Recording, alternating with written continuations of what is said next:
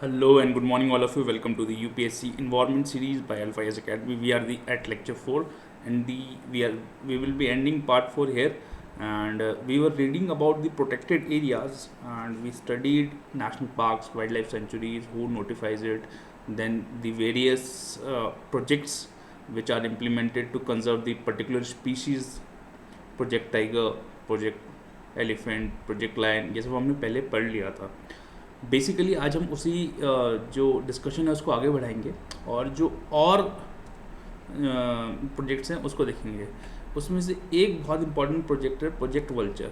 अब आप लोग सोचेंगे कि यार वल्चर को बचाने की क्या ज़रूरत है, ये तो एक स्कैवेंजर है.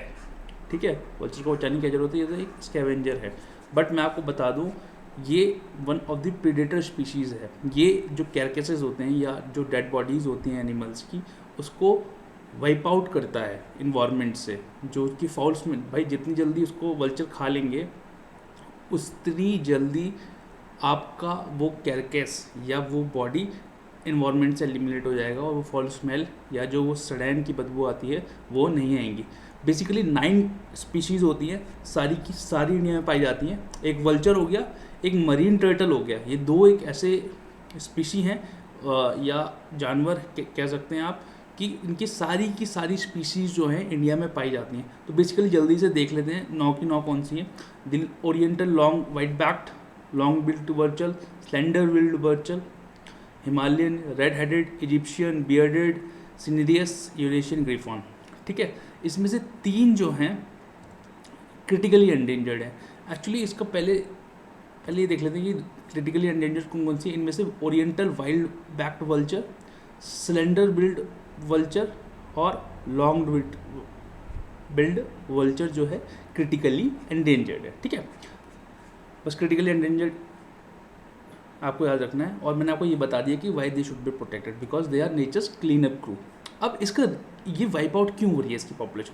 अच्छा, हुआ क्या कि जो एनिमल्स होते हैं या जो आपके हमारी लाइफ स्टॉक है उनमें पेन को कम करने के लिए या कोई बीमारी को ठीक करने के लिए एक दवाई यूज़ की जाती है. उसका नाम था डाइक्लोफेनेक.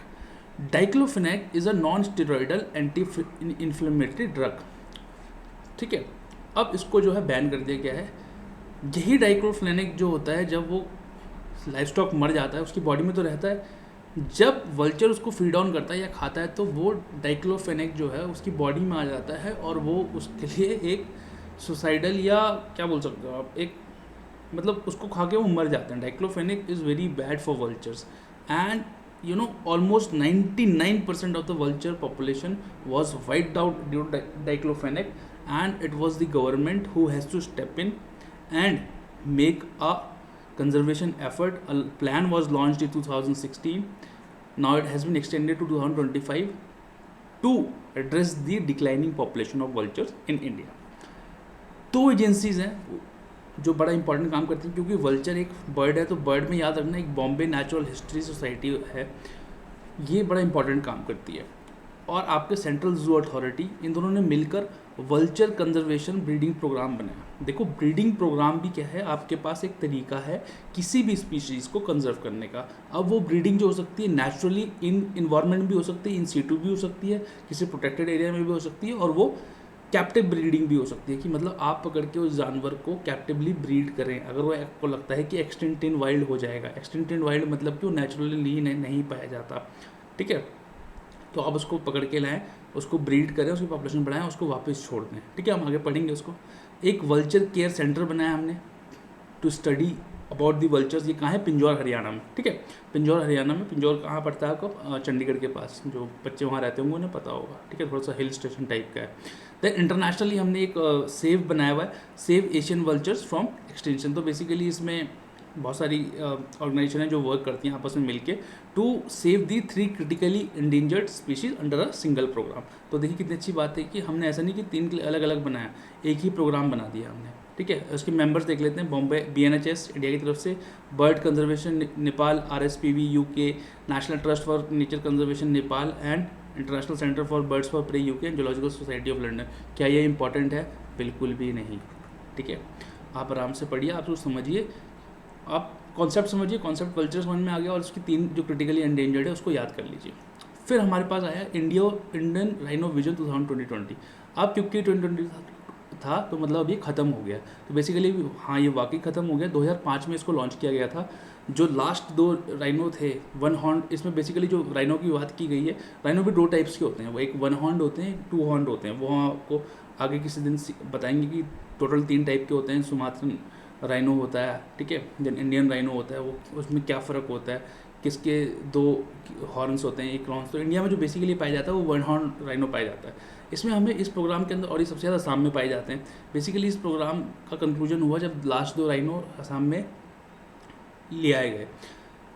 बेसिकली इसका ऑब्जेक्टिव था कि आपको लगभग at least 3000 greater one horn rhino spread over 7 protected areas in the states of Assam. अब वो 7 प्रोटेक्टेड एरियाज कौन कौन से याद रखना, उससे क्या होगा, आपको 7 प्रोटेक्टेड एरियाज के बारे में पता जाएगा असम के, ठीक है। जो बच्चे असम से हैं उनके लिए तो ये बहुत ही ज़्यादा इंपॉर्टेंट है। तो आपका Kaziranga, Pobitora, Orang national park, Manas national park, Laokhowa wild life sanctuary, Burha Chapori wild life sanctuary, Dibru Saikhowa wild life sanctuary, ठीक है। इन 7 में जो है आपको जो स्प्रेड करना था पॉपुलेशन, क्योंकि काजीरंगा और पोबितोरा में तो बहुत ज़्यादा अब आपस में जो है माइग्रेशन होने लगा है उसका, सबसे ज़्यादा काजीरंगा में ही पाए जाते हैं अभी भी, ठीक है।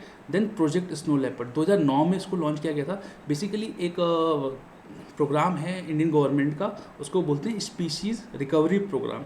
उसमें बेसिकली 22 क्रिटिकली एंडेंजर्ड स्पीसीज़ को लिस्ट किया गया है। एनविस के अंडर ये प्रोग्राम है, that is environment information system, which works in close collaboration of with the wild life institute of India, that is in Dehradun. वो दो मिलकर जो है 22 जो स्पीशीज़ हैं उनको रिकवरी करने के लिए क्या क्या कर सकते हैं, पॉलिसीज़ बनाते हैं, आपका डायरेक्टिव्स देते हैं। तो बेसिकली ये जो स्नो लेपर्ड है ये उस स्पीशीज रिकवरी प्रोग्राम में भी इंक्लूडेड है, और वो प्रोग्राम जो है ministry of environment and forest and climate change के अंडर आता है, ठीक है। एक हमने snow leopard conservation breeding programme बनाया है, ठीक है। और वो जो ब्रीडिंग प्रोग्राम है कहाँ टेकअप हो रहा है, Padmaja Naidu Himalayan zoological park, ठीक है। ये कहाँ है आपका, वेस्ट बंगाल में, दार्जिलिंग में। स्नो लेपर्ड जो है स्टेट एनिमल भी है हिमाचल प्रदेश का। फिर एक हमने प्रोग्राम बनाया हुआ है उसके लिए, global snow leopard and ecosystem protection programme. Basically इसमें जो 12 स्नो लेपर्ड कंट्रीज़ हैं अराउंड इंडिया से कनेक्टेड जो हैं, वो आपस में इन कोलैबोरेशन वर्क करती हैं जो इकोसिस्टम चाहिए, क्योंकि स्नो लेपर्ड जो है अबव आपके जो स्नो वाले एरिया हैं वो अब very above in the hills पाया जाता है, ठीक है। तो बेसिकली इस, और ये बड़ा शाई एनिमल होता है, ठीक है। और ये इसकी साइटिंग भी बहुत ईजिली नहीं हो सकती, आप लोग स्नो लेपर्ड आराम से नहीं देख सकते, ठीक है। ये तो बेसिकली आपको ट्रेट है, ठीक है। उसमें कौन कौन सी कंट्रीज़ हैं, India, Nepal, Bhutan, China, Mongolia, Russia, Pakistan, Afghanistan, Kyrgyzstan, Kazakhstan, Uzbekistan. तो आपकी central Asian countries India, Nepal, Pakistan, आपका अफगानिस्तान, ठीक है। तो बेसिकली नेपाल और इधर भूटान है बस, ठीक है। आपका बांग्लादेश वगैरह नहीं है इसमें, याद रखना, ठीक है। तो इसमें ये बस याद रख लेना कि बांग्लादेश नहीं है global snow leopard and ecosystem protection programme में, क्योंकि वहाँ पे उतना पहाड़ नहीं मिलेगा आपको, क्योंकि नॉर्थ ईस्ट में जाके ही हिमालयाज़ जो है ख़त्म हो जाते हैं इंडिया में। Himalayas living Himalaya network initiative, ये एक्चुअली WWF का ग्लोबल इनिशिएटिव है, और इसमें जो है ये बेसिकली इंडिया, भूटान और नेपाल वर्क करते हैं आपस में to conserve this species. Then हमारे पास एक सी टर्टल कंजर्वेशन प्रोग्राम है, ये गवर्नमेंट ऑफ इंडिया का और UNDP का एक मिक्स प्रोग्राम है, and it is executed in India by ministry of environment and forest and wild life institute of India. Wild life institute of India is in Dehradun, I told you. इसका headquarter जो है 1999 में start किया गया था, और basically sea turtle conservation पे ये फोकस करता है। Then crocodile conservation programme. अब एक चीज़ याद रखिएगा कि क्रोकोडाइलियन जो फैमिली होती है उसकी 3 मेन स्पीशी होती है। एक आपका होता है मगर, ठीक है, और एक होता है आपका सॉल्ट वाटर क्रोकोडाइल, और एक होता है आपका घड़ियाल, ठीक है। अब इसमें जो मगर है इसका IUCN स्टेटस तो वनरेबल है,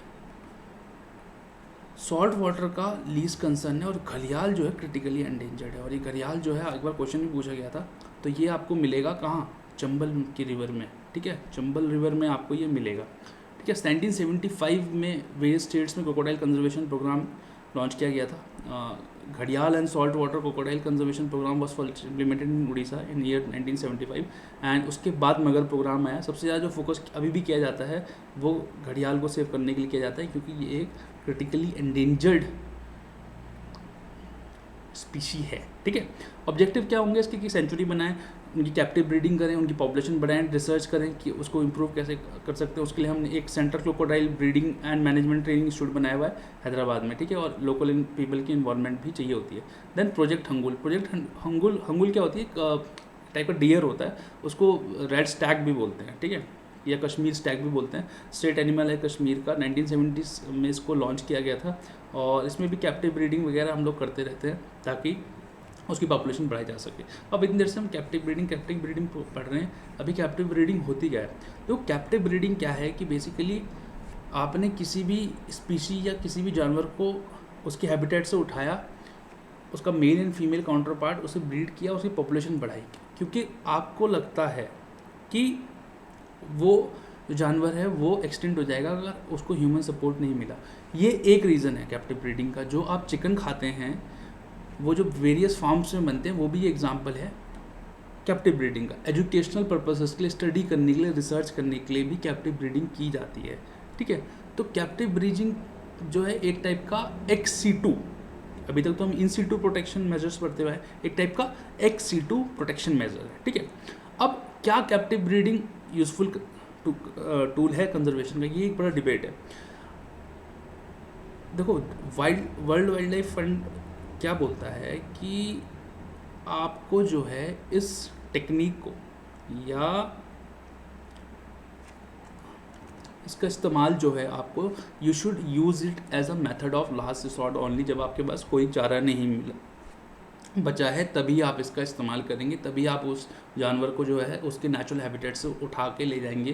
क्योंकि ये देखा गया है कि ये कभी भी इन सिटू जो कंजर्वेशन होता है, प्रोटेक्टेड एरिया बना के, नेशनल पार्क बना के, वाइल्ड लाइफ सेंचुरी बना के, उसको ये कभी भी रिप्लेस नहीं कर सकता, ठीक है। और ये भी बोला गया कि ठीक है भैया, जब आप ये काम करते हैं तो it should be scientifically based, उसका साइंटिफिकली बेस्ड मैनेजमेंट होना चाहिए, आपके पास प्लान होना चाहिए। आप और एक समय के बाद आप उसको ब्रीड करके वापस जिस इकोसिस्टम या जिस इन्वायरमेंट में वो जानवर पाया जाता था, उसको वापस वहीं छोड़ दें, ठीक है।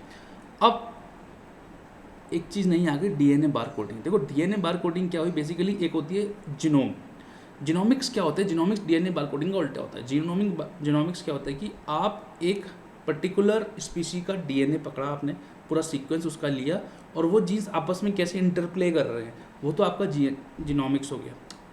डीएनए बार कोडिंग में क्या करते हैं आप, बेसिकली एक आपने स्पीशी पकड़ा, उसका आपने डीएनए निकाल लिया, और बेसिकली उसी डीएनए को स्टडी करके जो बाकी उससे रिलेटेड स्पीशी है उसको स्टडी कर लिया। अब आपके पास एक सीक्वेंस आ गया, ठीक है, और वो सीक्वेंस आपके पास डीएनए कहीं से भी मिल सकता है आपको, है ना, आपको इन सीटू मिल सकता है, ex-situ मिल सकता है। अब बेसिकली हुआ क्या कि अब आपके पास एक सीक्वेंस आ गया, अब एक टाइप का बार कोड हो गया। अब क्या हुआ कि आपको कहीं दोबारा एक डीएनए मिला, अब आपको पता नहीं है कि किस चीज़ का डीएनए है। तो अगर आपके पास रिपोजिटरी रहेगी कि अगर हम सारे जितने भी दुनिया में स्पीशीज़ हैं उसकी अगर डीएनए रिपोजिटरी बना लें। देखो, डीएनए टेक्नोलॉजी एक ऐसी है कि उस पर बहुत ज़्यादा वर्क चल रहा है इस समय। इनफैक्ट अभी 2-3 दिन पहले की न्यूज़ है कि उसको जो डीएनए सीक्वेंसिंग है उसको घंटों में ले आया गया है, कि वो घंटों में आप उसको सीक्वेंस कर सकते हो, उसका जो सीक्वेंस है वो निकाल सकते हो। तो बेसिकली आपने क्या किया कि आपने स्पीशी का सीक्वेंस निकाल लिया, अब आपके पास एक स्पीशी का सीक्वेंस है, आपको कहीं से एक डीएनए मिला, अब आपको पता नहीं किस चीज़ का डीएनए, तो आपने उसका सीक्वेंस पढ़ा और उसका जो आपके पास ऑलरेडी अवेलेबल डाटा है उससे मैच किया, तो आपको पता लग जाएगा कि हाँ भाई ये चीज़ है, ये मंकी का है या स्क्विरल का है या स्नेक का है, किस चीज़ का ये डीएनए है, ठीक है। तो बेसिकली डीएनए बार कोडिंग जो है is a tool for rapid species identification based on DNA sequences, है ना। डीएनए हम आपको पढ़ाया भी है मैंने कई बार, पहली बार। देन इंडिया अडॉप्ट सावन क्या है, south Asia wild life enforcement network, ठीक है। बेसिकली इसमें जो कंट्रीज़ हैं, अफगानिस्तान, बांग्लादेश, भूटान, मालदीव्स, नेपाल, पाकिस्तान एंड श्रीलंका, इंडिया है, ठीक है। और ये सारी कंट्री कौन सी है, जो इंडियन सब कॉर्डिनेट की कंट्रीज़ है। इसमें बेसिकली आपस में ये कोऑर्डिनेट करते हैं कि जो इलीगल ट्रेड है वाइल्ड लाइफ का इस रीजन में, उसको कंट्रोल किया जाए, उसको किया जाए। 5 C's की अप्रोच पे चलता है, याद कर लो, बड़ा अच्छा लगता है जब ये आप 5C, 5 A's, 3 A's, 3 A's लिखते हो, ठीक है। तो अब यहाँ कम्युनिकेशन करना है, आपको कोऑर्डिनेशन करना है, कोलैबोरेशन करना है, कैपेसिटी बिल्डिंग करनी है, कॉपरेशन करना है, ठीक है। Communication, coordination, collaboration, capacity building and cooperation करना है इन द रीजन, ताकि जो इलीगल ट्रेड है, पोचिंग है, वो इस रीजन में रोकी जा सके, ठीक ठीक है, तो that was all and for today, and we shall be coming up with the next part in like from tomorrow or like in couple of days. The matter has been prepared and will make it good for you, and कोशिश करेंगे कि आपको बेहतर से बेहतर समझा सकें, और आपके कोई भी सुझाव रहते हैं, कोई भी फीडबैक रहता है, आप हमें प्लीज़ कमेंट बॉक्स में बताएं कि हम कैसे अपना मटेरियल या आपको बढ़िया तरीके से पढ़ा सकते हैं, और हम कोशिश करेंगे कि उसको अपने जो टीचिंग स्टाइल है या कंटेंट में ऐड करें. Till then, thank you very much for watching. Keep healthy, keep smiling, and we shall see you soon. Bye bye.